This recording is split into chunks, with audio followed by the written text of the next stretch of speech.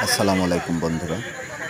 আমাদের একটা দোয়ার অনুষ্ঠানের আয়োজন করা হয়েছে দামোদর থানা জয়রামপুর গ্রাম, জয়রামপুর ২ নম্বর ওয়ার্ডে মরহুম জিয়াউর রহমানের মৃত্যুবার্ষিকী উপলক্ষে অনেক মুরব্বী লোক, অনেক লোক অনেক দিন পরে আসছে। খুব আবেগ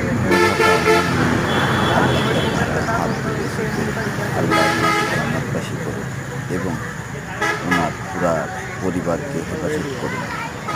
এত ভালোবাসার লোক ছিল উনি।